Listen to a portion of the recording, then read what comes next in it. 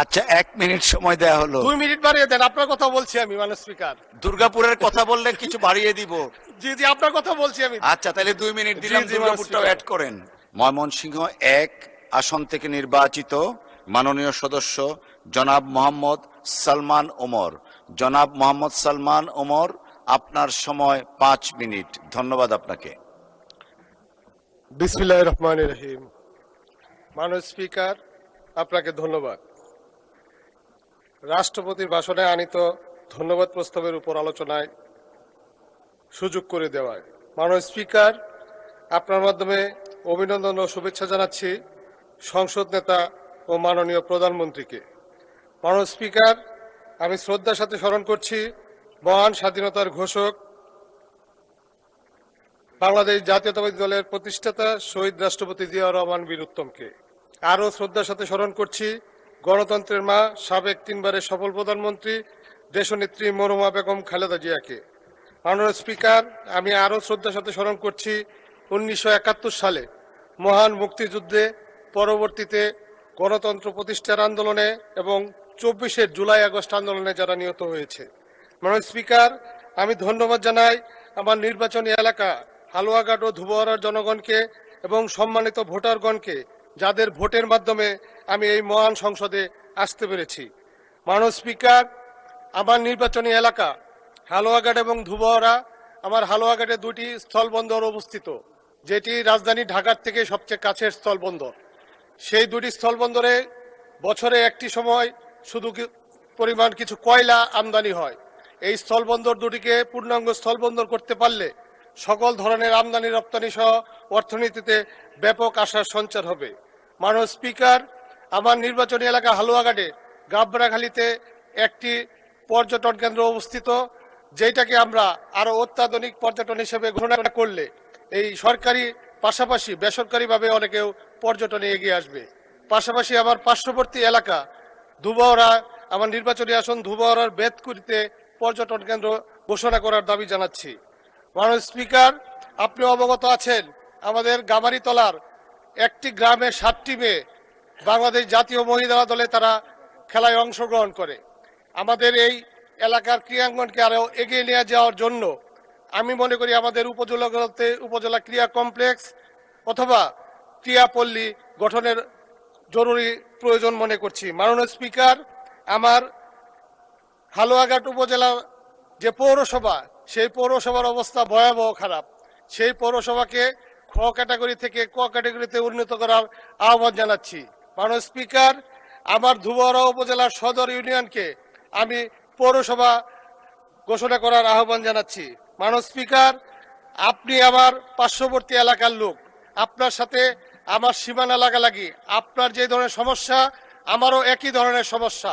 আমাদের এই এলাকায় সনাতন এবং আদিবাসী ধর্মের অনেক লোকজন বসবাস করে, তাদেরকে পর্যাপ্ত সুযোগ সুবিধার ব্যবস্থা করে দেওয়ার আহ্বান জানাচ্ছি আপনার মাধ্যমে। মাননীয় স্পিকার, আমার 40 কিলোমিটার সীমান্তবর্তী এলাকা, সেই সীমান্ত এলাকা হওয়ার কারণে প্রতিনিয়ত আকস্মিক বন্যা এবং আকস্মিক বন্যায় আমাদের ফসলের ব্যাপক ক্ষয়ক্ষতি হয়। পাশাপাশি বন্য হাতির আক্রমণে আমাদের ফসলের ক্ষতির পাশাপাশি আমাদের জানমালের ব্যাপক ক্ষয়ক্ষতি হয়। এই সকল সমস্যার আমরা স্থায়ী সমাধান জানাই আপনার মাধ্যমে। মাননীয় স্পিকার, মাননীয় স্পিকার, আমাদের ধুবড়া উপজেলার নেতাই নদী একটি ছোট্ট নদী। এই নদীতে বালু উত্তোলনের অনুমতি দিয়ে আমাদের স্কুল, কলেজ, মসজিদ, গির্জা, মাদ্রাসা, রাস্তাঘাট সকল কিছু ধ্বংসের পর্যায়ে নিয়ে গেছে। আমি আপনার মাধ্যমে এই নেতাই নদীর বালু উত্তোলন বন্ধ এবং নেতাই নদীর স্থায়ী বাঁধ নির্মাণের আহ্বান জানাচ্ছি। মাননীয় স্পিকার, হাসপাতালের অবস্থা কি বলবো, আপনি নিজেই বলেছেন আপনার হাসপাতালে অ্যাম্বুলেন্স আছে, ড্রাইভার নাই। বাংলাদেশের প্রত্যেকটি হসপিটালের অবস্থা একই পর্যায়ে আছে। আমি চাই একটি প্রজ্ঞাপন জারির মাধ্যমে সারা বাংলাদেশের সকল স্বাস্থ্য ব্যবস্থার উন্নতি ঘটানো হোক। মাননীয় স্পিকার, আমার হালুয়াঘাট এবং ধুবড়ায় 2টি 50 শয্যার হসপিটাল আছে, সেটিকে 100 শয্যার হসপিটাল করা এবং উপজেলা পর্যায়ে যদি হসপিটালগুলোকে আধুনিক করা হয় তাহলে জেলা শহরের উপরে চাপ অনেকাংশেই কমে আসবে। মাননীয় স্পিকার, মাননীয় স্পিকার, বিদ্যুৎ কখন আসে সেটা আমরা বলতে পারি না। আমার উপজেলায় 2টি উপজেলায় 30 মেগাওয়াট বিদ্যুতের প্রয়োজন, আমরা শুধুমাত্র 8 থেকে 10 মেগাওয়াট বিদ্যুৎ পাই। এলাকায় গেলেই মানুষ নানা ধরনের কথাবার্তা বলে। আমি আপনার মাধ্যমে মাননীয় বিদ্যুৎ মন্ত্রীকে আহ্বান জানাবো এই বিদ্যুতের সমস্যার আশু সমাধান করার জন্য। মাননীয় স্পিকার, স্কুল, কলেজ, মসজিদ, মাদ্রাসা সকল কিছুই জরাজীর্ণ অবস্থা। মাননীয় স্পিকার, সেচের অবস্থাও খুব খারাপ।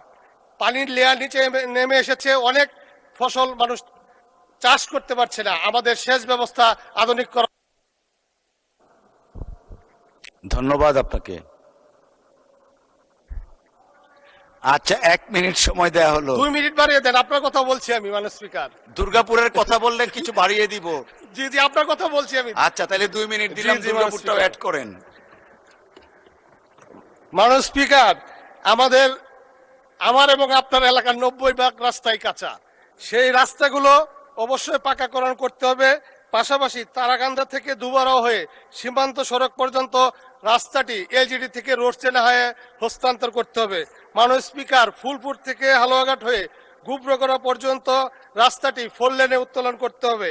মাননীয় স্পিকার, আমাদের হালুয়াঘাটে একটি বাইপাস সড়ক নির্মাণ করতে হবে। এছাড়া আমাদের সকলের ব্রিজ, কালভার্ট গুলা জরাজীর্ণ অবস্থা, প্রতিনিয়তই বহু ধরনের দুর্ঘটনা ঘটছে। আমাদের এই ব্রিজ কালভার্ট গুলো মেরামত করা এবং নতুন অনেক ব্রিজ কালভার্ট আমাদের তৈরি করতে হবে। মাননীয় স্পিকার, আপনার মাধ্যমে আমি মাননীয় প্রধানমন্ত্রীর দৃষ্টি আকর্ষণ করছি, যদিও প্রধানমন্ত্রী এখানে উপস্থিত নাই। আমার হালুয়াঘাট উপজেলা বাংলাদেশের 2য় দরিদ্রতম উপজেলা। আমরা এতদিন যে উন্নয়ন দেখেছি বিগত স্বৈরাচার সরকারের আমলে, শুধু উন্নয়ন এবং উন্নয়ন দেখেছি। দুনিয়াতে এমন কোন নজির নাই যে একটা ব্রিজের পিলার হলে সেটা টিভিতে দেখায়। আমরা সেটা দেখতে পেরেছি এতদিন। কিন্তু এখন খুব অবাক লাগে যে পদ্মার ওই পারে শরীয়তপুর, গোপালগঞ্জের মানুষ যে সময় বলে তাদের এলাকা অবহেলিত, তাহলে আমরা কোথায় যাব? মাননীয় স্পিকার, আমি আশা করছি আমাদের বর্তমান প্রধানমন্ত্রী, যার কাছে বাংলাদেশের মানুষের আশা এবং প্রত্যাশা অনেক বেশি, তার বড় একটি কারণ হলো উনি শহীদ রাষ্ট্রপতি এবং মরহুমা বেগম খালেদা জিয়ার সন্তান। তার হাত ধরেই বাংলাদেশের একটি সুন্দর অবকাঠামো তৈরি হবে, আধুনিক বাংলাদেশে রূপান্তর করতে পারবে। মাননীয় স্পিকার, আপনার মাধ্যমে আমি মাননীয় প্রধানমন্ত্রীর কাছে এই আশা করছি যে এই উন্নয়ন সারা বিশ্বের সাথে বাংলাদেশ তাল মিলিয়ে চলতে পারবে। মাননীয় স্পিকার, আপনি সময় বাড়িয়ে দেওয়ার জন্য আপনাকে ধন্যবাদ, এবং পাশাপাশি আপনি আমার পার্শ্ববর্তী এলাকা হওয়ার জন্য আপনাকে বিশেষভাবে অনুরোধ করব, আপনি যেন আমার দিকে সুদৃষ্টি রাখেন এবং আমার এলাকার দিকে সুদৃষ্টিকে রাখেন। সে আশা এবং প্রত্যাশা রেখে সবাইকে ধন্যবাদ জানিয়ে আমি আমার কথা শেষ করছি। বাংলাদেশ জিন্দাবাদ।